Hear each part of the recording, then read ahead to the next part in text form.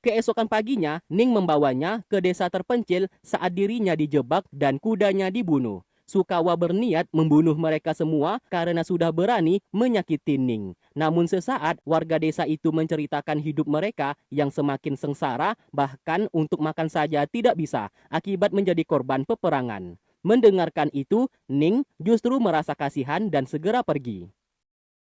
我们饿了。小哥哥，姑娘，这个还你实在是太……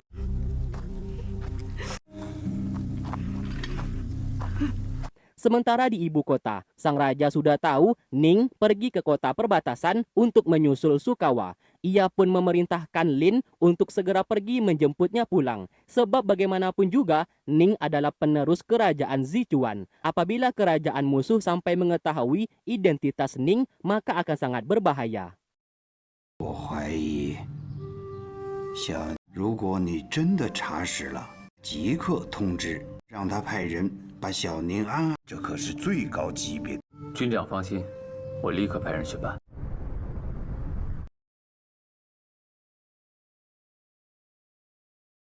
Di sana, Lin menyampaikan informasi kalau saat ini gubernur di kota perbatasan sudah melakukan korupsi dan menggelapkan uang pajak, sehingga rakyat di kota perbatasan semakin menderita. Dengan segera, Luo mengambil surat informasi tersebut dan tidak percaya akan berita itu. Bagaimana tidak, gubernur di kota perbatasan tersebut merupakan adiknya sendiri, dan ia yakin adiknya tidak mungkin melakukan kejahatan seperti itu.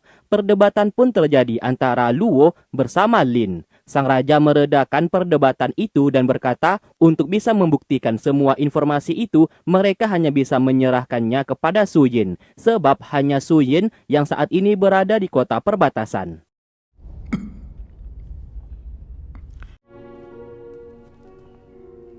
Di kota perbatasan, terlihat Su Yin sedang minum bersama gubernur kota perbatasan bernama Gulan, adiknya Luo. Di sana, Gulan secara terang-terangan menyogok atau bahasa lainnya menyuap Su Yin agar menutup mulut masalah dirinya yang selama ini melakukan korupsi dan menggelapkan uang pajak. Namun sayang, ia salah orang, sebab Su Yin tidak mungkin menerima uang suap darinya. Yang ada, Su Yin berniat menangkapnya dan akan dibawa kembali ke ibu kota untuk dihukum mati. Gulan menjadi marah dan mengaku kakaknya yaitu Luo adalah menteri militer di ibu kota yang pastinya akan melindunginya. Terlebih lagi, Su Yin tidak memiliki bukti untuk menangkapnya. Namun tiba-tiba, siapa sangka Su Yin memanggil pasukannya dan berhasil menangkap seorang saksi. Bahkan memiliki bukti selama ini Gulan memalsukan cap stempel kerajaan Zichuan supaya bisa melakukan korupsi dan menggelapkan uang pajak. Saksi di sana mengakui segala kejahatan yang telah diperbuat oleh Gulan dan ia bersedia menjadi saksi saat di persidangan. Alhasil, Gulan menjadi panik. Su Yin segera memerintahkan pasukan untuk menangkapnya dan akan dibawa kembali ke ibu kota.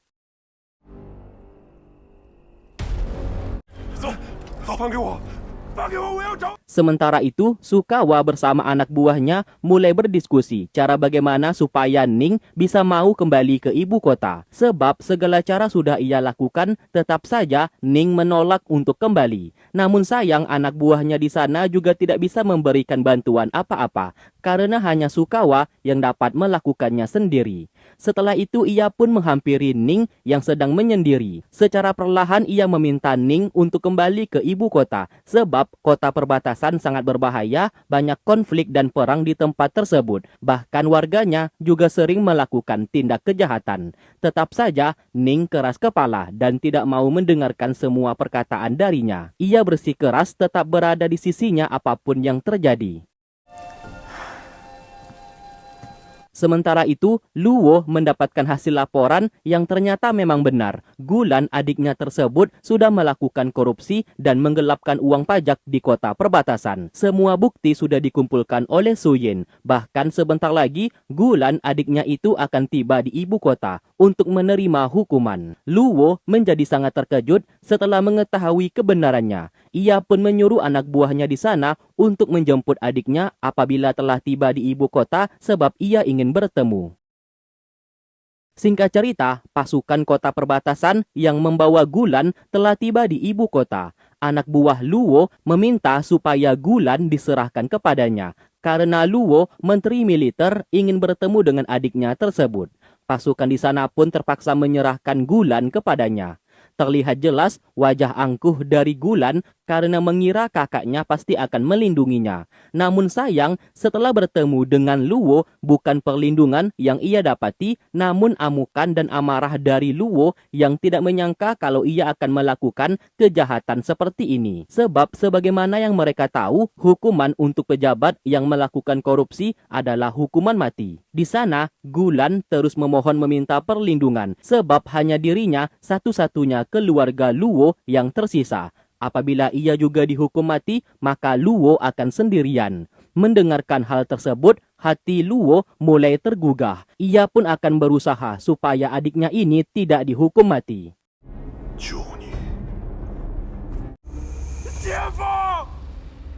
Adegan berpindah ke Lin, ia pun teringat sebelumnya Luo sempat menemuinya untuk meminta belas kasihan supaya tidak menghukum mati Gulan adiknya. Namun di saat itu, Lin menolak dan akan tetap menghukum mati adiknya tersebut sesuai peraturan di kerajaan. Apabila ia berbelas kasihan, maka akan banyak pejabat yang melakukan kejahatan seperti itu. Luo menemui sang raja dan meminta belas kasihan untuk mencabut hukuman mati kepada adiknya. Ia pun sampai-sampai menangis sebab Gulan adalah satu-satunya keluarga yang ia miliki. Namun sayang, sang raja juga tidak bisa berbuat apa-apa karena keputusan berada di tangan Lin sebab Lin adalah menteri hukum. Sang raja juga tidak bisa memberikan belas kasihan karena sama saja ia tidak memberikan contoh yang baik kepada para pejabat lainnya. Ia pun menyuruh Luo untuk mendiskusikan kembali masalah tersebut kepada Lin dan kembali membujuk Lin supaya tidak menghukum mati adiknya tersebut karena hanya itu yang dapat dilakukan saat ini.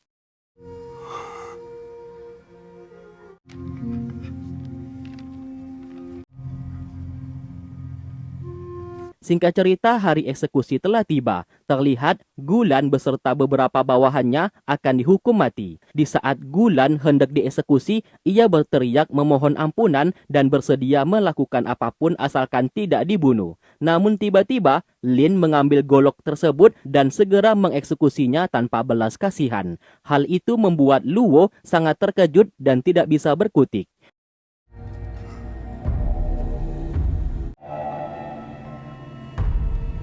Ia pun hanya bisa berkata seluruh keluarganya telah dihabisi oleh Lin dan suatu saat nanti karma akan menimpa dirinya. Tanpa peduli apa yang dikatakannya, Lin segera memerintahkan pasukan untuk mengeksekusi seluruh para tahanan tersebut.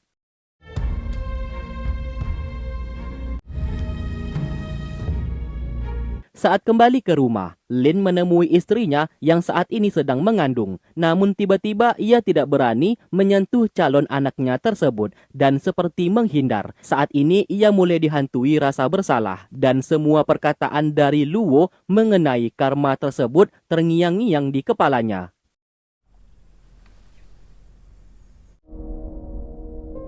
Sementara itu, Su Yin kembali mendapatkan pesan dari sang raja yang menyuruhnya untuk kembali ke ibu kota. Awalnya ia menolak dan enggan untuk kembali sebelum berhasil menangkap Jenderal Lei, si pengkhianat yang masih hidup sampai saat ini. Namun sesaat ia juga mendapatkan satu buah pesan yang bertuliskan, Ning saat ini berada di kota perbatasan karena menyusul Sukawa. Su Yin diperintahkan menjemputnya dan membawa Ning kembali ke ibu kota. Melihat pesan tersebut, mau tidak mau ia harus melakukannya. Lalu utusan dari Su Yin datang menemui Ning di kota perbatasan dan hendak menjemputnya untuk dibawa pulang atas perintah dari sang raja. Di sana, Ning tidak bisa berbuat apa-apa, namun ia meminta waktu 1 hari dan setelah itu ia bersedia kembali ke ibu kota. Singkatnya, mereka berdua pun mengobrol 4 mata sebelum berpisah. Yang intinya, Ning akan tetap menunggunya sampai kapanpun. Mau itu 10 tahun bahkan 30 tahun lagi, ia akan tetap setia menunggunya pulang ke ibu kota. Setelah berkata seperti itu, Ning lalu pergi dari sana dengan perasaan bersedih. Namun kesedihannya itu ia tutupi dengan senyuman.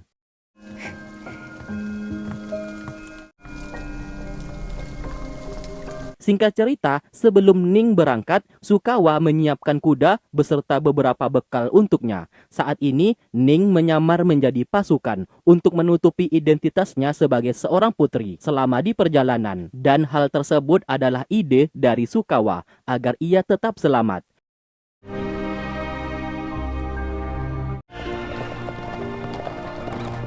Setelah Ning pergi, Sukawa naik ke lantai atas sambil menggunakan teropong untuk melihat kepergiannya. Jelas ia sangat bersedih akan perpisahan itu. Namun ia harus mengingat misinya saat ini yaitu memburu Jenderal Lei untuk membalaskan dendamnya.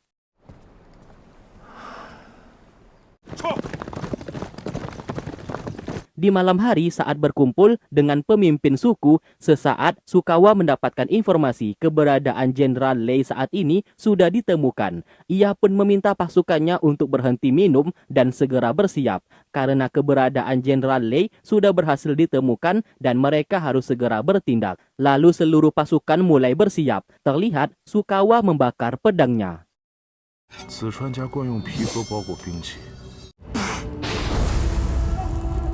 Sementara itu, Jenderal Lei bersama sisa pasukannya masih terus melakukan perjalanan, yang ternyata mereka menuju ke kerajaan suku utara untuk mendapatkan perlindungan dan berniat mengkhianati kerajaan Sichuan.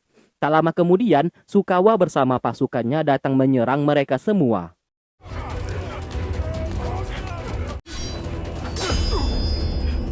Terlihat Sukawa bertarung melawan Jenderal Lei untuk membalaskan dendamnya. Di saat ia hampir saja berhasil membunuhnya, tiba-tiba seekor burung elang milik kerajaan suku utara datang mengganggu, sehingga Jenderal Lei terjatuh dari jurang tersebut.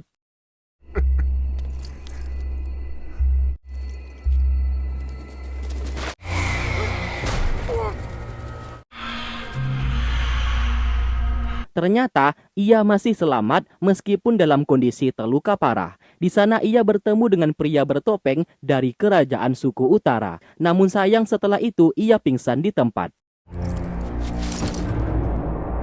Kemudian, Sukawa bersama pasukannya mencari keberadaannya dan turun ke jurang tersebut. Namun sayang keberadaan Jenderal Lei gagal ditemukan dan telah menghilang. Sukawa menyadari kerajaan suku utara yang telah menyelamatkannya. Sebab bagaimanapun juga, Jenderal Lei menyimpan informasi dari kerajaan Sichuan. Bisa dipastikan kerajaan suku utara akan memanfaatkannya agar bisa menyerang kota perbatasan. Atau mungkin saja Jenderal Lei memang berniat mengkhianati kerajaan Sichuan dan bergabung dengan kerajaan musuh untuk mendapatkan perlindungan. Namun semuanya itu hanyalah tebakannya saja yang kemungkinan besar bisa menjadi kenyataan. Apabila itu terjadi, maka mereka harus memperkuat keamanan kota perbatasan.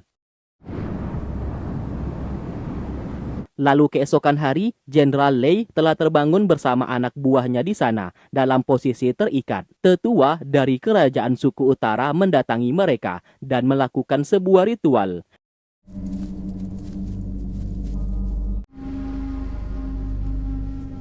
Setelah ritual itu selesai dilakukan, tetua di sana berkata, Jenderal Lei bersama anak buahnya sudah disucikan kembali dan resmi bergabung dengan kerajaan suku utara.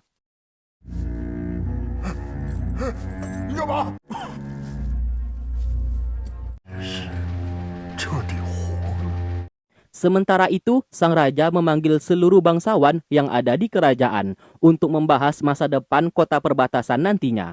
Di sana tidak ada satupun dari para bangsawan itu yang mau pindah ke kota perbatasan untuk menjadi gubernur karena mereka ketakutan. Bahkan tidak sedikit dari mereka setuju apabila sang raja melepaskan kota perbatasan dan diserahkan kepada kerajaan suku utara supaya peperangan ini bisa dihentikan. Tak lama kemudian, Lin datang ke sana. Jelas ia menjadi sangat marah atas perkataan mereka semua, sebab seluruh pasukan berkorban nyawa untuk berperang mempertahankan kota perbatasan. Namun mereka dengan seenak jidatnya berkata seperti itu. Para bangsawan di sana tidak suka akan kehadiran Lin yang dianggap hanya seorang menteri biasa dan tidak pantas berdebat dengan mereka. Lin sekali lagi menegaskan kota perbatasan tidak akan diserahkan kepada kerajaan suku utara. Seluruh pasukan akan berperang mati-matian untuk mempertahankannya. Tidak seperti mereka para bangsawan yang sangat penakut dan berlindung saja di ibu kota. Sang raja meredakan perdebatan tersebut dan meminta Lin untuk pergi. Sebelum pergi, Lin membunuh salah satu bangsawan sebagai bentuk peringatan kepada bangsawan lainnya agar tidak berbicara sembarangan. Mereka sangat terkejut melihat itu, bahkan sang raja sekalipun tidak bisa berbuat apa-apa.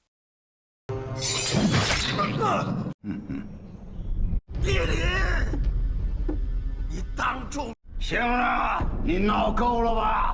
退下。谢军长大人，微臣告退。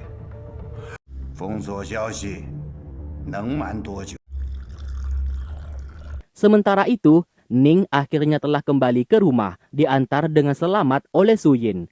King anak angkat sang raja di sana, menyuruh Ning untuk masuk karena pamannya itu memanggil. Lalu kemudian, King mencoba mengajak Su Yin untuk mengobrol karena sudah lama tidak bertemu. Namun Su Yin mencoba menghindar dengan alasan ia hendak kembali ke kamar untuk beristirahat setelah perjalanan jauh yang ia tempuh.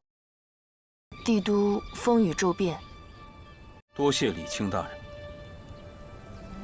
Sementara Ning meminta maaf atas tindakannya. Untung saja sang raja tidak marah atas apa yang telah diperbuatnya. Di sana, Ning menceritakan banyak hal tentang pengalamannya pergi ke kota perbatasan. Banyak korban jiwa dan warga yang menjadi korban akibat peperangan tersebut. Ia pun memutuskan untuk menjadi penerus sang raja agar kelak di saat ia menjadi pemimpin kerajaan Zichuan, ia bisa mensejahterakan kota perbatasan. Mendengarkan hal tersebut, sang raja begitu sangat senang. 行，小宁愿意。 Setelah itu, Ning pergi menemui Bunga. Di sana Bunga sangat senang melihat ia telah kembali. Ning menyuruhnya pergi menemui Su Yin karena ia tahu antara hubungan mereka berdua. Bunga segera pergi ke kamar Su Yin, hampir saja ia dibunuh karena Su Yin mengira ada penyusup yang masuk ke dalam kamarnya. 大人，没事吧？你们退下吧。 Kedatangan Bunga ke sana hanya untuk memastikan ia baik-baik saja. Melihat Su Yin sehat walafiat tanpa kurang sedikit pun, Bunga merasa tenang. Sesaat, Su Yin memiliki hadiah untuknya. Ia pun pergi mengambil hadiah tersebut. 我从远州给你带了礼物，你等着，我去取。 Bunga tanpa sengaja melihat banyak sekali surat di atas meja dan surat-surat tersebut dibuat oleh Su Yin untuknya. Tertulis di sana, Su Yin sangat merindukannya.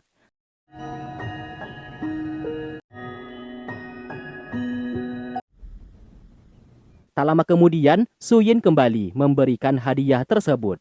Lantas di sana, Bunga bertanya kenapa tidak mengirim surat yang dibuatnya itu kepadanya. Su Yin mengaku ia tidak berani untuk mengirimnya. Di sana, momen romantis pun terjadi. Mereka berdua hampir saja hendak berciuman, namun gagal karena Ning datang ke sana.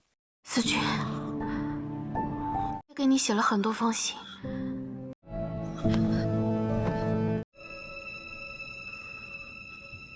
凯丹，我们该走了。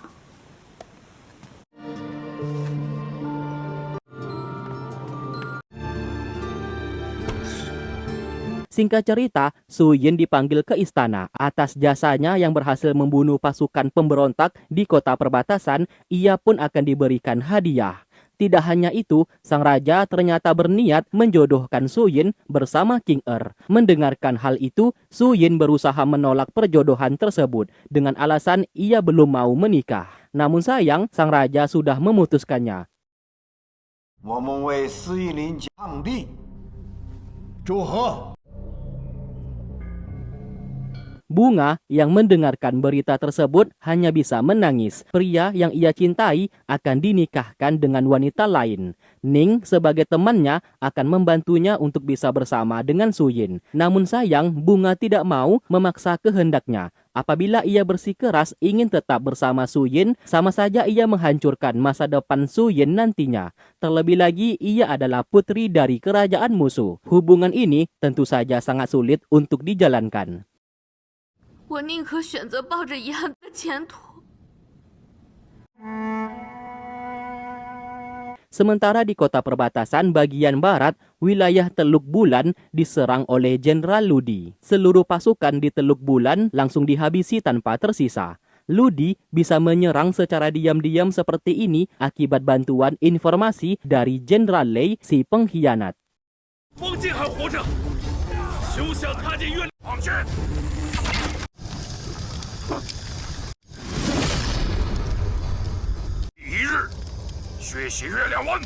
Berita itu pun terdengar ke telinga sang raja. Maka dari itu, sang raja memanggil Su Yin dan memerintahkannya kembali pergi ke kota perbatasan untuk memperkuat pertahanan. Su Yin tentu saja bersedia menjalankan perintah. Namun sebelum itu ia ingin membahas perjodohan dari sang raja. Ia berterus terang sudah mencintai Bunga, putri kerajaan suku utara. Jelas hal itu membuat sang raja sangat terkejut dan tidak setuju. Bagaimanapun juga, dua kerajaan saat ini sedang berperang. Bagaimana mungkin Su Yin menikahi wanita dari kerajaan musuh? Di sana, Su Yin berjanji akan memenangkan perang dan mengalahkan kerajaan suku utara. Setelah itu, ia akan kembali ke ibu kota dan mengundurkan diri dari jabatannya. Ia ingin menjadi warga biasa supaya bisa menikahi Bunga dan hidup sederhana. Karena ia keras kepala, sang raja pun tidak bisa berbuat apa-apa selain menyetujuinya. Namun dengan satu syarat, ia wajib memenangkan perang kali ini. Sesaat, sang raja memberikan sepasang gelang untuk Su Yin bersama Bunga. Anggap saja itu hadiah darinya. Dengan segera, Su Yin pergi menemui Bunga dan menceritakan apa yang sudah terjadi. Sang raja setuju akan hubungan mereka berdua, asalkan ia memenangkan peperangan kali ini. Jelas Bunga menolak hal tersebut, ia lebih memilih tidak bersamanya daripada Su Yin pergi berperang yang kemungkinan ia akan mati. Namun Su Yin terus memeluknya sambil mencoba menjelaskan kalau ia akan kembali dengan selamat. Mendengarkan hal itu, hati Bunga mulai luluh. Karena ia percaya Su Yin pasti pulang dengan selamat dan mereka berdua akan menikah. 你知道吗？贝族和四川和平共处的话，可以在一起。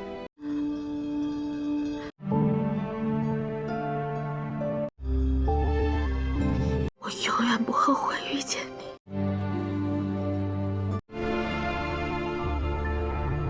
Sebelum berpisah, mereka berdua pun berciuman. Su Yin menanam benih ke rahimnya sebagai tanda DP kalau ia serius akan menikahinya.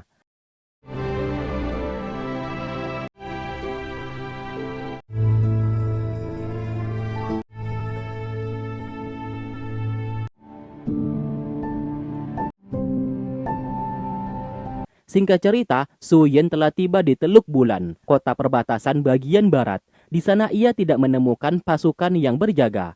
Lalu ia mendapatkan informasi salah satu pasukan yang dibantai oleh kerajaan suku utara masih ada yang selamat. Dengan segera ia pergi menemuinya. Terlihat pasukan tersebut seperti trauma berat dan menjadi gila. Melihatnya seperti itu, Su Yin memerintahkan pasukan untuk segera berangkat ke kota perbatasan secepat mungkin. 司令，别让他们发现你，你不能死，你不能死，阿姨告着我。 Sementara di ibu kota, sang raja memanggil Lin dan memberikan perintah untuk segera berangkat ke kota perbatasan dalam membantu Su Yin berperang melawan kerajaan suku utara. Awalnya, Lin sempat menolak karena istrinya saat ini sedang mengandung. Namun sang raja berjanji akan memerintahkan banyak pasukan dan pelayan untuk menjaga istrinya tersebut. Bisa dipastikan, istrinya akan baik-baik saja. Mendengarkan itu, Lin menerima perintah dari sang raja dan akan segera berangkat. 如入我出征，我定会全力以赴。你不负我，我把你的尊夫人及四川家族最高说你的后顾之忧。 谢大人。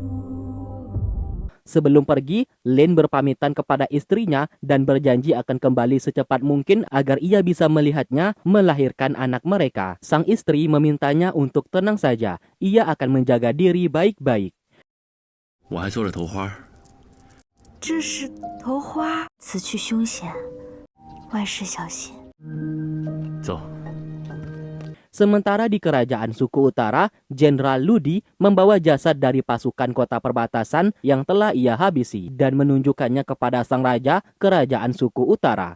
Setelah itu, sang raja menyuruh Jenderal Lei memakan daging dari jasad tersebut untuk menunjukkan kesetiaannya terhadap kerajaan suku utara. Karena bagaimanapun juga ia seorang pengkhianat dari kerajaan Sichuan. Bisa saja ia kedepannya akan mengkhianati kerajaan suku utara. Demi menunjukkan kesetiaannya, Jenderal Lei lantas mengambil pisau dan hendak memakan jasad manusia di sana. Namun tiba-tiba sang raja menghentikan yang ternyata ia hanya mengujinya saja. Kini ia yakin Jenderal Lei berada di pihaknya. Bahkan diberikan jabatan sebagai seorang komandan untuk mengatur strategi perang nantinya. Jenderal Lei sangat senang dan memberikan hormat. Ia pun menyarankan untuk menyerang kota perbatasan bagian utara. Setelah berhasil, kerajaan Sichuan akan mudah mereka hancurkan. Mendengarkan itu, sang raja pun memerintahkan pasukannya untuk mengikuti perkataan dari Jenderal Lei. 走。四川的士兵大都依赖于将领，我也会记得住他。 Singkat cerita, Su Yin bertemu dengan Sukawa di kota perbatasan. Mereka pun membahas pergerakan kerajaan suku utara saat ini. Sukawa lantas menunjukkan sebuah peta dan ia yakin Jenderal Lei, si pengkhianat itu akan membawa pasukan kerajaan suku utara untuk menyerang kota perbatasan bagian utara. Sebelum itu terjadi, mereka harus segera bertindak.